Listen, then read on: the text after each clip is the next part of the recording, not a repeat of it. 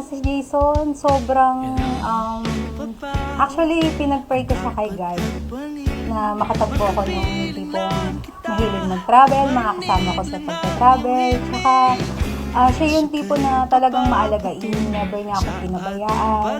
Siya kasi yung binigay ni God sa akin. Siya yung pinag-pray ko nung nasa Palawan pa ako, na sana dumating yung time na makatagpo ako ng tao na hindi ako sasaktan.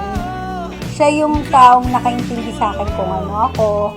Then siya din yung taong tinanggap ako ng buong buo kung ano ako.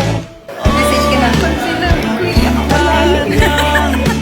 Tayong dalawa sa tinantungan iibigin ka o kakaiba. Ay, ako iiyak siya. Sana masaya yung tipong yung face niya. Masaya pag nakita ko siya sa akin. Habang papalapit ako sa kanya. Ay, ako iiyak. Distansya di hadlang, lapit-lapit lang sa'yo.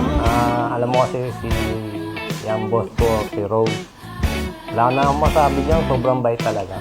Kaya siya na rin siguro talaga ang pinili.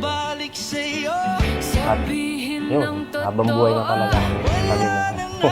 Hindi na mababago yun. Sa'yo'y mag-aaba at balik-balik sa'yo, sabihin ng totoo, wala nang hadlang. Sa'yo'y mag-aaba. Yung araw na hinihintay natin. Nagigak ako.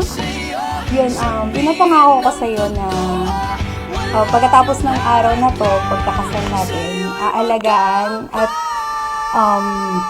mamahalin kita ng buong buo at magtutulungan tayo, tutulungan kita tuparin lahat ng mga pangarap natin at sa magiging anak natin, aalagaan ko kayo at pababayaan at magiging mabuting asawa at mabuting ina ko sa magiging pamilya. I love you, Rose. See you later. Gaya tayo ng oka sa Korea. Kahit malayo